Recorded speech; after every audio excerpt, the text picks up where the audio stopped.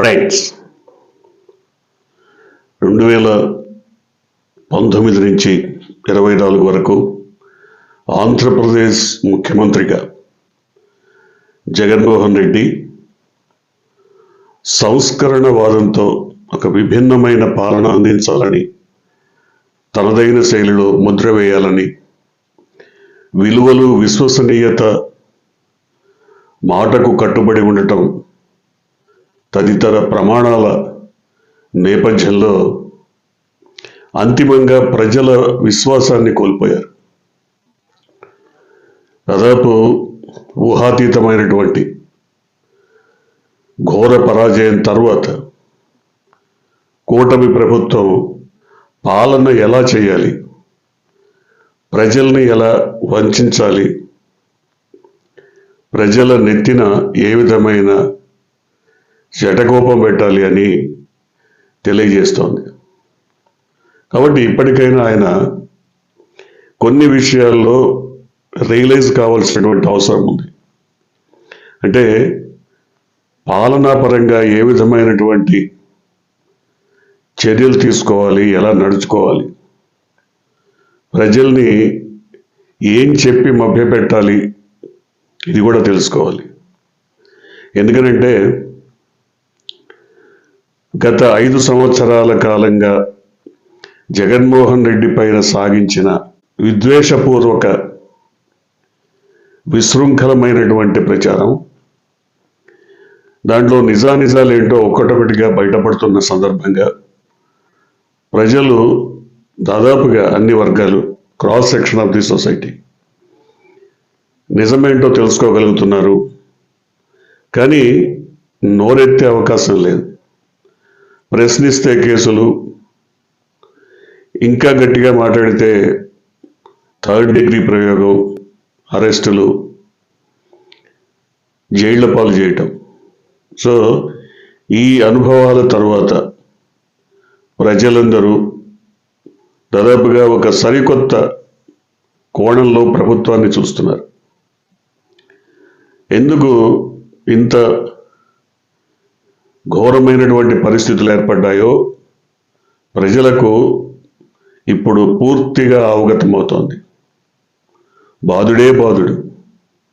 ఇదొక పెద్ద ప్రచారాస్త్రంగా చంద్రబాబు దాదాపు 2 ఏళ్ల కాలం జనంలో తిరిగి అనేక అబద్ధాలను ప్రచారం చేశారు. సంపద సృష్టిస్తానన్నాడు. సంపద సృష్టించి పేదవాళ్ళందరినీ కోటీశ్వరులను చేస్తారన్నాడు. దాదాపు రాష్ట్రంలో ఉన్నటువంటి 5 కోట్ల ప్రజానీకల్లో వేళ్ల మీద లెక్కించగలిగినంత మంది మాత్రమే కోటీశ్వరులు ఉన్నారు. కానీ 5 కోట్ల మంది ప్రజానీకం కోటీశ్వరులు అవ్వడానికి ఎన్ని శతాబ్దాలు పట్టాలి, ఎన్ని ప్రయత్నాలు చేయాలి, ఎంతమంది ఆహుతైపోవాలి. ఇప్పుడు అదే జరుగుతుంది. రాష్ట్రంలో వినూత్నమైనటువంటి బాధుడు ప్రధానంగా ప్రజల ఊహలకు అందనంతగా ఘోరంగా జరగబోతోంది. దేశంలో ఎక్కడా లేని విధంగా గ్రామీణ ప్రాంతాల్లో కూడా టోల్ గేట్లు పెడుతున్నారు. దేశంలో మరెక్కడా చూడని విధంగా గ్రామీణ ప్రాంతాల రహదారులను కూడా ప్రైవేటు వ్యక్తులకు, శక్తులకు, వ్యవస్థలకు అమ్మేస్తున్నారు.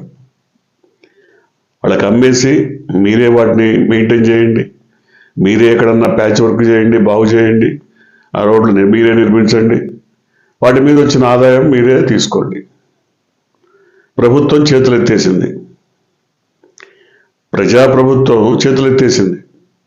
ప్రైవేటు వ్యక్తులకి రోడ్లని కూడా అమ్మేసే పరిస్థితి. ఇక మరి ప్రభుత్వం చేతిలో ఏముంటాయి?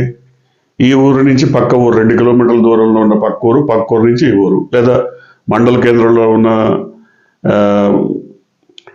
అవుట్స్కట్స్లో ఉన్నటువంటి ఊరు నుంచి గ్రామ పంచాయతీ వరకు, ఇంతే. కానీ మండల కేంద్రం నుంచి జిల్లా కేంద్రానికి వెళ్ళాలంటే టోల్ గేట్. మండల కేంద్రం నుంచి జిల్లా కేంద్రానికి వెళ్ళడానికి మధ్యలో 10 గ్రామాలు ఉంటాయి. ఒక గ్రామం నుంచి ఇంకో గ్రామం దాటాలంటే టోల్ గేట్ కట్టాలి. బాధుడే బాధుడు, అందమైన బాధుడు, అద్భుతమైనటువంటి బాధుడు. ప్రజలు ఏరి కోరి తెచ్చి నెత్తిన పెట్టుకున్న బాధుడు. ఎంత బాగుంది కదా. పనుండి పక్కూళ్ళో కూరగాయలు కొనుక్కోవటానికి వెళ్ళాలన్నా టోల్ ట్యాక్స్ కట్టాలి, టోల్ గేట్ ట్యాక్స్ కట్టాలి. చాలా బాగుంది కదా. సంపద సృష్టిలో ఇదొక అద్భుతమైనటువంటి ప్రయోగం. దీన్ని ముఖ్యమంత్రి ఏం చెప్తారంటే, ఇది ఎవరికన్నా వద్దంటే చేతులు ఎత్తండి అసెంబ్లీలో అంటాడు. ఎవడెత్తాడు? ఎవడు ఎత్తాడు? అందరూ కావాలి కావాలి అంటూ నిర్ణయించిన వాళ్ళే. పైగా ఆయన చెప్పాడు, జనాన్ని కన్విన్స్ చేయండి, వాళ్ళని ఏదో విధంగా బుజ్జగించి లాలించి బాధుడికి సిద్ధం చేయండి. మీ నెత్తిన ఇంకా ఉన్నాయి పడాల్సినవి, ఇది ఒకటే కదా ప్రస్తుతానికి, మొన్న ఎలక్ట్రిసిటీ దేశం, ఇప్పుడు ఇది ఇంకా ఉన్నాయి బాధాల్సినవి అని వాళ్ళని మోటివేట్ చేయండి, సిద్ధం చేయండి అని హితబోధ చేశారు అసెంబ్లీలో ముఖ్యమంత్రి. ఎమ్మెల్యేలంతా తలలూపారు. ఓకే, రెడీ మేమన్నారు. ఉచిత ఇసుకమన్నారు, బాధునే ఉన్నారు.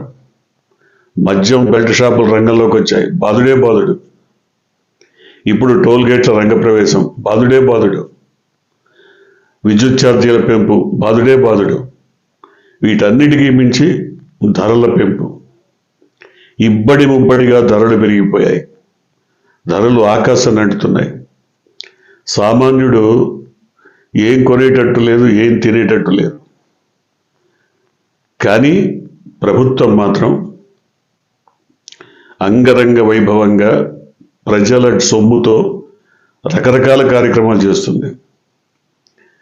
రామోజీరావు వర్ధంతి సభ, లేకపోతే ఆయన సంస్మరణ సభ, దానికి 25 కోట్లు ఖర్చు. 10 సరే, ప్రభుత్వం 12 11 చెప్పింది. అదంతా ఎవరి సొమ్ము? ప్రజల సొమ్ము. బాధుడే బాధుడు. డ్రోన్ల కోసం, డ్రోన్ల విహంగ వీక్షణం కోసం 10 కోట్లు ఖర్చు. అదంతా ఎవరి సొమ్ము? ప్రజల సొమ్ము. ప్రజల సొమ్ము. ఈ ప్రభుత్వం వచ్చి 100 రోజులు అయింది. అద్భుతమైనటువంటి ప్రగతి సాధించామని చెప్పుకోవడం కోసం ఇండియా టుడే లాంటి ఒక సంస్థకు 1,80,00,000 దాదాపుగా వాళ్ళకి ముట్ట చెప్పారు. ఏం సాధించారని? ఏం సాధించారో. కానీ ఆ 1,80,00,000 దాదాపు 2 కోట్లు వృధా.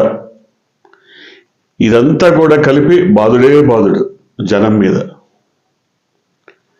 జనం ఒళ్ళు గుల్ల చేసుకొని రూపాయి కష్టపడి సంపాదించి తాగుడికి తగలేస్తుంటే ఇల్లు ఒళ్ళు గుల్లైపోతున్నప్పటికీ మాట్లాడలేని పరిస్థితి. ఎందుకంటే తాము ఏరి కోరి తెచ్చుకున్న ప్రభుత్వం కదా, నెత్తిన పెట్టుకున్నటువంటి ప్రభుత్వం కదా, మాట్లాడలేరు. గత ప్రభుత్వం మీద ఎన్ని రకాల నిందలు వేయాలో అన్ని వేశారు. 30,000 మంది మహిళల్ని వాలంటీర్స్ ట్రాఫికింగ్ చేశారన్నారు.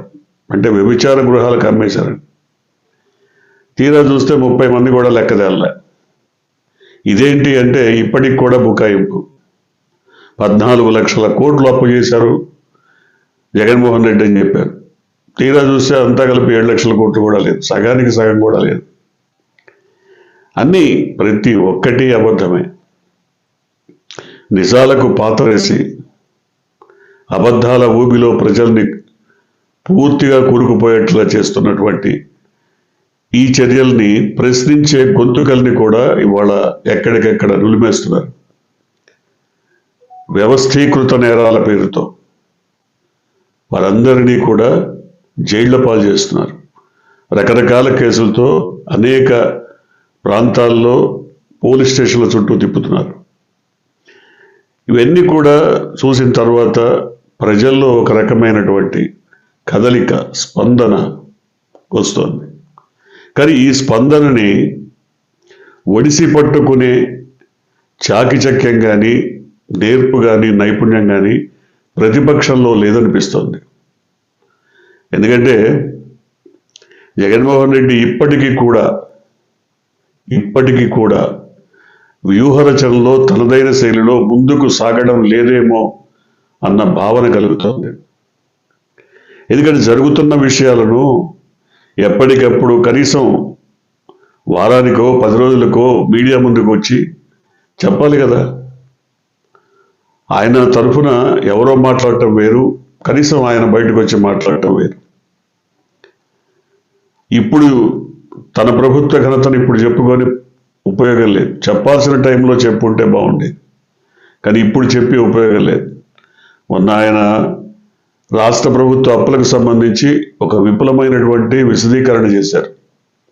అది ఎప్పుడు చెప్పుంటే బాగుండేది, ఎన్నికలకు ముందు చెప్పుంటే బాగుండేది, కానీ ఇప్పుడు చెప్పినందువల్ల ఉపయోగమే లేదు. మొత్తం చేతులు కాలేక ఆకులు పట్టుకున్నట్టుగా. ఇప్పుడు చేయాల్సింది ప్రజల్లో కొత్త ప్రభుత్వం చేస్తున్న తప్పిదాలను, కొత్త ప్రభుత్వం ప్రజల మీద బాదుతున్నటువంటి మరి పన్నుల భారాన్ని వివరంగా తెలియచెప్పాలి. అది ఆయన సమర్థంగా చేస్తున్నట్టు లేదు. అంతేకాదు, కేసులు వేస్తున్నామనో కొన్ని వాదనలు చేస్తున్నామనో కాదు, ఖచ్చితంగా ప్రజా ఉద్యమాలకు శ్రీకారం చుడితే తప్ప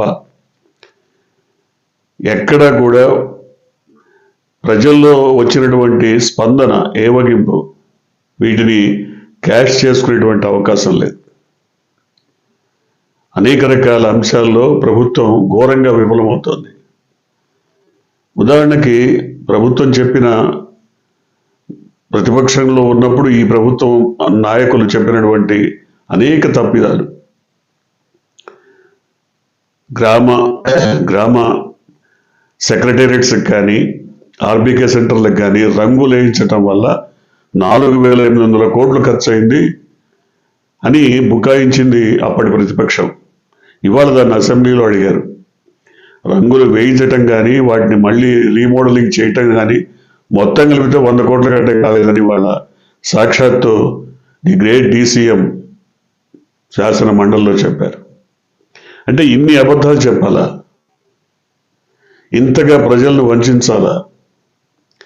జగన్మోహన్ రెడ్డి పైన వ్యక్తిగత ద్వేషమో, కక్షో, ఈర్ష్యో ఉండొచ్చు, కానీ అది రాజకీయాలకు వ్యక్తిగతంగా పరిమితం అయిపోవాలి. కానీ ప్రజల్ని వంచి ప్రభుత్వాన్ని నిందించి అది విధ్వంసం జరిగిపోతున్నదని చెప్పి ఇవాళ పూర్తిగా చేతులు ఎత్తేసి ప్రజల నెత్తిన ఇంత భారాన్ని మోపడం ఏ రకంగా సమంజసం? చాలామంది ఇప్పుడు ఈ రకమైన అభిప్రాయాలను కలిగి ప్రశ్నించే పరిస్థితికి వచ్చిన తర్వాత వారందరి గొంతులను నొక్కేయడానికి కూడా ప్రభుత్వం వెనకట్టలేదు. ఈ స్థితిలో ఖచ్చితంగా వైసీపీ యంత్రాంగం మొత్తం, అధినాయకుడు సహా యంత్రాంగం మొత్తం ప్రజల్లోకి నేరుగా రావాల్సినటువంటి అవసరం ఎంతైనా ఉంది. ఖచ్చితంగా రావాలి, ప్రజల్లోకి వచ్చి తెలియజెప్పాల్సినటువంటి అవసరం ఉంది. నేరుగా గ్రామ ప్రాంతాల్లో సహా జరుగుతున్న తంతేంటి, తతంగమేంటి, ప్రజలు ఎంతగా నష్టపోతున్నారు, ప్రభుత్వం ఏ విధంగా ప్రజల నెత్తిన భారాన్ని మోపబోతోంది, ఇవన్నీ తెలియజెప్పాల్సినటువంటి అవసరం ఉంది. గత ప్రభుత్వ హయాంలో చేసిన అప్పులకు, సంక్షేమ పథకాలకు, తర్వాత అభివృద్ధి కార్యక్రమాలకు పూర్తిగా ఆ ప్రభుత్వం లెక్కలు చెప్తోంది. కానీ 2014 నుంచి 19 వరకు చేసిన ఏ కార్యక్రమానికి ఈ రోజుకి లెక్కలు చెప్పలేని పరిస్థితి. పోలవరం ప్రాజెక్టు సందర్శన కోసం, జైము చంద్రన్న పాటల కోసం ఖర్చైన డబ్బంతా ఇప్పుడు చెల్లిస్తోంది ఈ కొత్త ప్రభుత్వం. ఎన్నో రకాల అభివృద్ధి కార్యక్రమాలను పక్కన పెట్టి, ఎన్నో రకాల ప్రజల ఆశలను వమ్ము చేసి, గత ప్రభుత్వ హయాంలో ఇవన్నీ తప్పులు జరిగిపోయాయి కాబట్టి ఇప్పుడు ఏమీ చేయలేకపోతున్నామని ఇప్పటికీ పదే పదే బుకాయిస్తున్నటువంటి ప్రభుత్వ తీరును, వైనాన్ని ప్రజలు పసిగట్టిన ప్రతిపక్షం మాత్రం ఇంకా నిమ్మకు నీరెత్తినట్టు కూర్చుంటే వారి వైఫల్యాన్ని మరింత కాలం వెంటబెట్టుకొని తిరుగుతున్నట్టుగానే భావించాల్సి వస్తుంది. కాబట్టి ఖచ్చితంగా ప్రతిపక్షం ప్రజల్లోకి వెళ్ళి నిలదీయాల్సినటువంటి అవసరం ఉంది. ఆ మేరకు జగన్మోహన్ రెడ్డి సరికొత్త కార్యాచరణతో ప్రజల్లోకి వస్తారని భావించాలి. చూద్దాం ఏం జరగబోతుందో.